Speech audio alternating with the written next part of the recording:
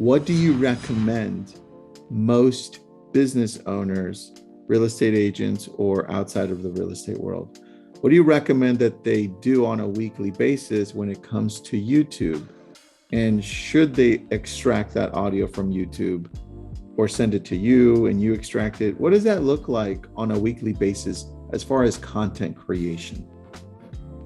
Yeah, I mean, I don't think people realize how simple it is to just take the audio from a video. Whenever I tell people this, they're like, oh, wow, like that's all I have to do. It's super simple to just take the audio from a video and that's your podcast. So I tell people, I'm all about repurposing content. So I've had clients who don't record any original stuff, and we literally just take the audio from a webinar that they've done and, cut out 5 or 6 minutes, give it a title, give it some context, and that's your podcast episode. So yeah, I would say any video that's over 5 minutes can easily become a podcast. So and everybody consumes media differently. So it just makes sense to repurpose whatever you can as much as you can.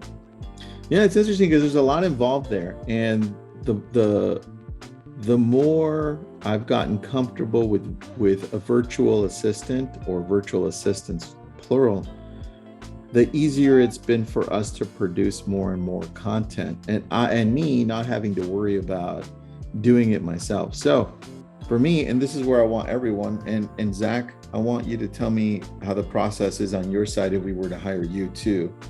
But on my end, when I do the YouTube videos live, and I'm showing up in different groups and on Twitter and on LinkedIn and YouTube. So it's YouTube, LinkedIn, Twitter, and multiple Facebook groups where I'm going live. That's just one video that I'm doing for 10 to 15 minutes where I'm talking about the real estate world.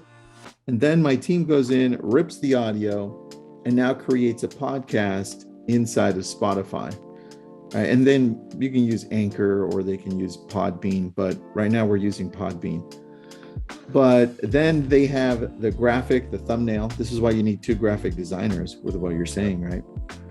We have the thumbnail done, uploaded there, and we have a whole different graphic for the podcast. And we do have an intro and an outro for the podcast, even though it's just the same thing, just on audio version for the podcast. And I love that you've been able to simplify that. So that's pretty awesome. Anything you can tell me along those lines that I may have missed when people are producing the content? No, I mean, that's kind of what I try to do is we deal with a lot of high level people who are busy. So I try to tell them, listen, I'm trying to make it easy for you. You just need to think about what you want to record it, and we'll do the rest. And when you have a system and you have a team of VAs, it's kind of like plug and play where they know what to do. You just have to give them the content.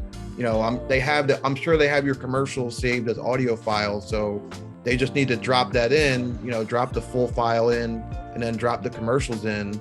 So I think it's really a lot of, systems and SOPs, and it just makes things easier when everybody kind of knows what to do. They just need, it's like a conveyor belt. They just need the object to go on the belt, and then it just moves down the conveyor belt.